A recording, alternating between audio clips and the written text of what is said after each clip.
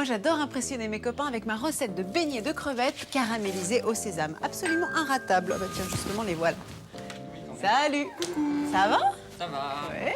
Salut. Je suis déjà en tenue. Il y en a pour une minute. Hein. Oh, Je vous mets bah, en super. cuisine et vous m'attendez au salon. D'accord. Quand j'ai peu de temps devant moi pour cuisiner, j'opte souvent pour des recettes asiatiques parce qu'elles ont le mérite de pouvoir être cuites très rapidement. Parce qu'en général, c'est une cuisine qui se fait sur feu vif. Alors justement, j'allume le feu vif au-dessus de mon wok et là-dedans, je vais mettre mon huile de friture.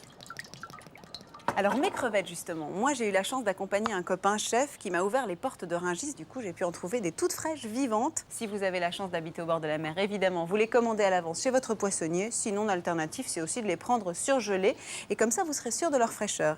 En retirant la tête, j'ai retiré en même temps le boyau, l'intestin, parce qu'il a un goût un peu âcre après la cuisson. Alors, maintenant que nous avons nos 250 g de crevettes décortiquées, on va préparer la pâte. Pour ma farine, 125 g, à peu près 25 centilitres d'eau. Et pour faire comme les Japonais qui arrivent à obtenir une pâte très légère et totalement exempte de matière grasse, il faut prendre de l'eau bien froide.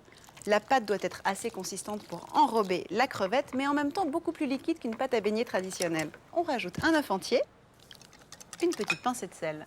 Et maintenant, les crevettes. Je les trempe d'abord dans la fécule de maïs. De cette façon, elles vont mieux absorber la pâte ensuite. Et on y va directement dans l'huile bien chaude, mais pas fumante. Voilà pour la première. On va tout de suite rajouter les petites sœurs. Pour la cuisson, c'est 1 à 2 minutes, pas plus, sinon après elles sont un peu caoutchouteuses sous la dent.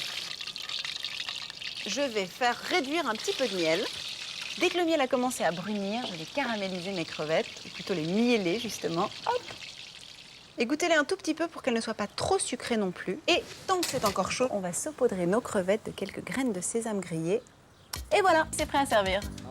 À déguster croustillant dès la sortie de la poêle. Et moi, j'accompagne mes crevettes de pois gourmands encore croquants.